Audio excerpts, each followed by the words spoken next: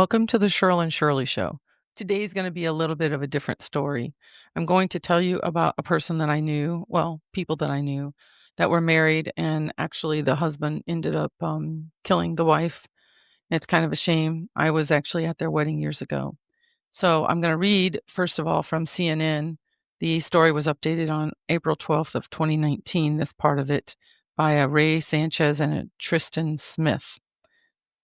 Michael Haim, who took the stand to deny killing his wife and burying her body in their backyard in 1993, was found guilty by a Florida jury Friday of second-degree murder. The jury of 3 men and 3 women deliberated about 90 minutes before their verdict in the high-profile cold case was announced. Haim showed no expression as the verdict was read. Haim's son, Aaron Frazier, was among the relatives of Haim's then-wife, Bonnie, sitting on the prosecution side of the court. Some wiped tears. As a boy, Frazier would play with a toy dump truck in his backyard in Jacksonville, Florida. As a man excavating behind his childhood home in 2014 as part of a renovation, he wielded a shovel and discovered the yard was a clandestine grave. Frazier would find the skull and bones of his mother, who had gone missing in January 1993. On that day, that mother and child reunion brought Aaron Frazier face to face with the product of this defendant's ill will. Prosecutor Mac Havener told a state jury Friday, referring to Haim.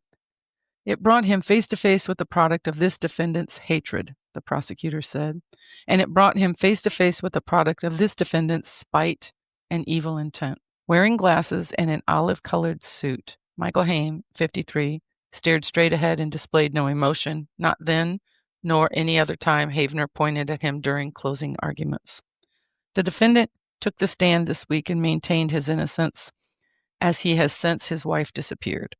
I loved my wife, he testified Thursday, according to CNN affiliate WJXT. I would never hurt my wife. But Havener described Michael Haim as a man going through marital problems and, again, pointing at the defendant, a guy who's really good, really accomplished at burying the truth.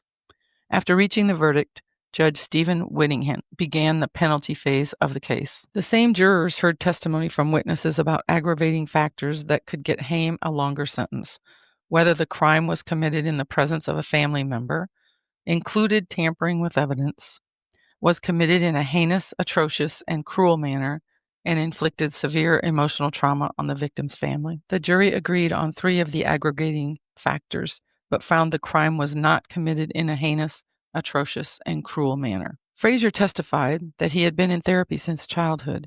He described a very uneasy encounter in which his parental grandparents told him that they loved him, but that he had been brainwashed. He also spoke about finding his mother's skull in the yard of his childhood home. It was very tough, he said.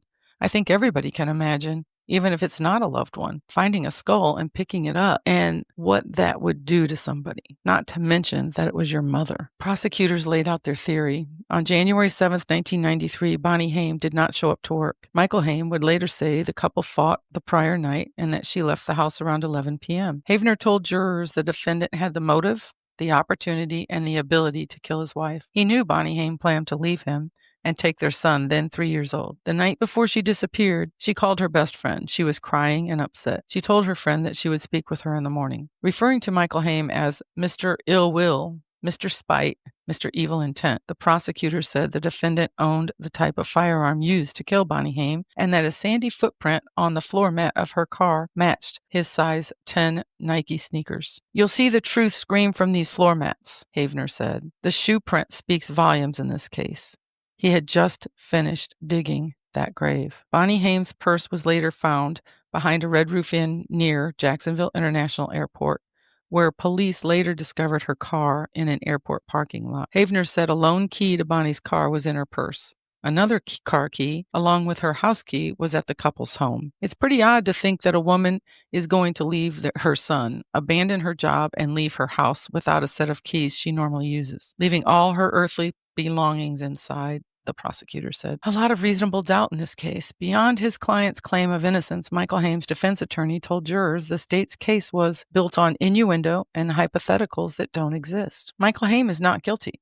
Not because I say he's not, but because that's what the law is in this case, Tom Fallis said. You will find a lot of reasonable doubt in this case. Prosecutors were stretching the truth to secure a conviction, Fallis said. They're going to stretch a lot because they don't have the evidence they need to prove beyond reasonable doubt, he said. They'll take anything and stretch it to get that conviction because that's what they do. That's what their job is. In rebuttal, Assistant State Attorney Alan Mazzara told jurors, the truth about this case demands justice. Bonnie Haim cannot get justice. It's up to us, the living, to find justice for her. Michael Haim took the stand Thursday attesting to his love for Bonnie Haim. He also testified to his wife's state of mind on their last night together in January 1993. She'd been unhappy for maybe a month, maybe two, he said. I can't put my finger on how long, but it had been going on where she wasn't her bubbly self like she used to be. A prosecutor asked Michael Haim why he went to bed the night his wife walked out, tucking in next to his preschooler. I assumed she was going to her mother's, he said. I don't really know what else to tell you. Defense attorney Janice Warren said during opening statements that prosecutors did not have enough evidence to prove Michael Haim's guilt beyond a reasonable doubt. We agree she's dead. We agree that her body's in the backyard, but they have to prove to you that he did it, she said. When you listen to evidence, ladies and gentlemen, and when you're finished, you're going to see the lack of evidence in this case far outweighs any evidence they brought you. Some inmates testified to jailhouse confession, but 2 inmates on Wednesday testified that Michael Haim in 2015 confessed to killing his wife while he was in jail with them, WJXT reported. He started talking about, how he killed his wife, how he choked her, how her son was mad at him. He buried her in the yard, Terrence Richardson said. The discovery of Bonnie Haim's body a year earlier had led officials to arrest Michael Haim and charge him with second-degree murder, prosecutors have said. The truth was always out there, buried in their backyard, Prosecutor Mazzara said Tuesday during opening statements. The childhood memories of Frazier, who reportedly assumed his last name when he was adopted, also became a major part of the case. Shortly after his mother vanished, he told child welfare worker Daddy hurt Mommy, WJX-TV reported. Aaron also stated that Daddy shot Mommy, and my daddy could not wake her up, a 2015 arrest affidavit said, according to WJXT. Bonnie Haim's remains were found under a shower pallet in the home's backyard, according to testimony. A .22 caliber shell was found also near her body, and Michael Haim owned a .22 caliber rifle. Although a medical examiner could not affirmatively determine how she was killed, Mazzara argued that Michael Haim shot her in 1993, then buried her. The defendant's actions before the killing and after the killing demonstrate his depraved indifference to Bonnie Haim's life, he said. Investigators had searched the property several times in the years after her disappearance, but did not find her remains until Frazier's discovery 2 decades later. But Warren, the defense attorney, reiterated to jurors that prosecutors would not be able to prove that Michael Haim killed her and placed her body there on the night she disappeared. The only thing that's important is, can they prove he killed her? And can they prove he put the body in the yard? She said. There's no evidence of either one of those. I may disagree with that. That's just me saying that. So then the next little part of the story. When Aaron Frazier began excavating behind his childhood home in Jacksonville, Florida, as part of a renovation in 2014, he made a gruesome discovery. Human remains. They were the skull and bones of his mother, Bonnie Haim, who had gone missing in January 1993 and whose body had not been found. Prosecutors say that discovery led officials to arrest her then-husband, Michael Haim, and charge him with second-degree murder. The truth was out there, always. Buried in their backyard, Assistant State Attorney Alan Mazzara said in opening statements in the murder trial on Tuesday. Michael and Bonnie Haim had been having marital problems, and he had long been a prime suspect in the case, his defense attorney Janice Warren said in her opening remarks. But he has maintained his innocence since her disappearance. In an interview with CNN affiliate WJXT,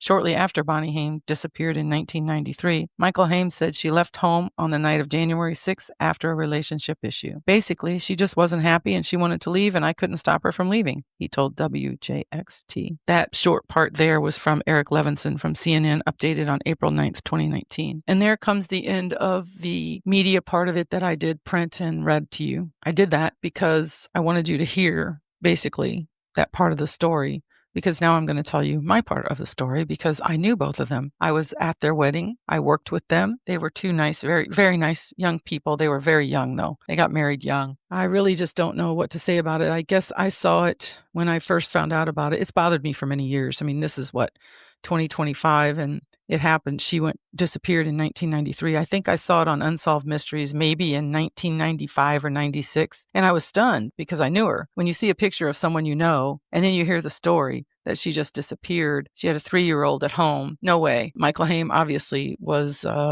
controlling, which I saw some of that. He was very quiet. He was a quiet guy. I mean, he came from a great family. I knew his parents. I worked with his uncle and aunt. I just think it's very strange that this happened. And sometimes, and I'm kind of into the true crime genre. I think a lot of people are. I pay attention to it. And when you come up with a story somewhat like this, it's just fascinating, but also so sad. And then the twist and turns, that the son was actually adopted by another family. It had something to do with, I did read a few different stories, but something to do with the families, and they just were not getting along. Obviously, you heard me read part about him being brainwashed, is what Michael Haim's family said. The Bonnie Haim's family did not believe Michael did anything. They really believed in him, and he was involved in their family for many years. He moved away and was remarried, and he went on to spend 24 more years out there with getting married to someone else and having a life.